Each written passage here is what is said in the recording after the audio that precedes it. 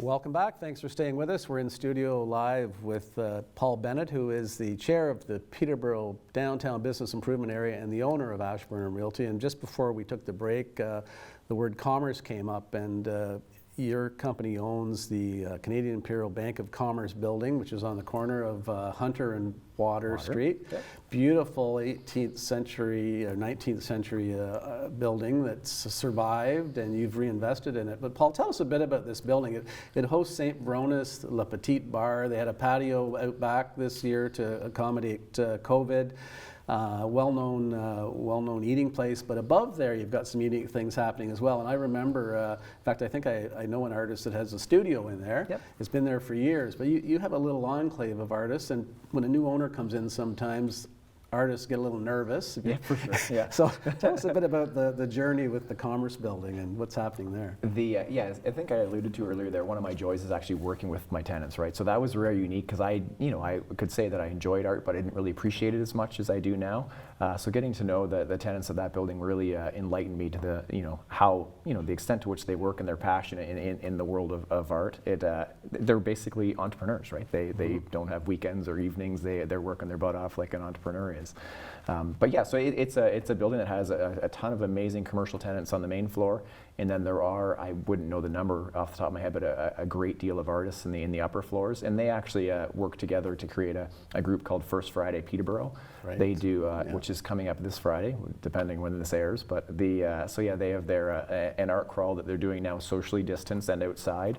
But they basically open up their studios. So they're independent artists that open up their studios to show off, the different types of art that they have. And so it's kind of like a local boutique marketplace. And we're hopefully working with to get them into an online marketplace too, which would be great. Yeah.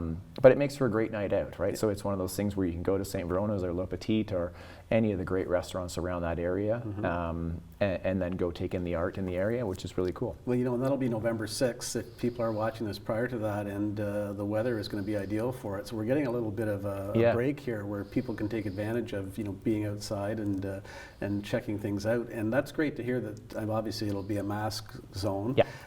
But the First Fridays is a really positive event. We did have the head of art space on just when we did some Zoom shows, John. Yep. And we talked about how that community has been impacted. I mean, it can be tough to make a living as an artist, whether you're musical or a painter, or whatever you might be, but certainly they're doubly hit in a case like this. So have they been able to survive as tenants? I mean, how has that happened? You must have seen challenges. I mean, we've had different programs to help with the rent and things like that. I don't know if you've taken advantage of them, but how was that, being a landlord to people that really might not have consistent incomes?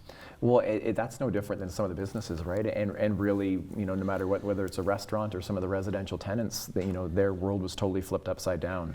Whether you lost your job or you couldn't open your restaurant or you couldn't sell your art, it is one of those rare times in history we were kind of all in the same boat, right? So I think that was a learning experience for all of us. But I think the programs that were put in place, and we helped out all of our tenants to whatever extent we could with those programs, which we did. And knock on wood, we haven't lost any tenants. And I think to your point earlier about the downtown, I don't want to say shocked, but I'm really happy about where we are today. If you were to ask me in March or April, would we be sitting here? Trust me, I was part of enough conversations that I wear the emotions of many of my tenants on my own sleeve, and I for a while there I thought the sky was falling and trying to put a positive impact on people. It was pretty tough. But yeah, I'm really proud of so many people, and whether they're an artist or some of our residential tenants that were put through hell too, and many of our businesses that the downtown as a whole, it's pretty heartwarming and pretty positive.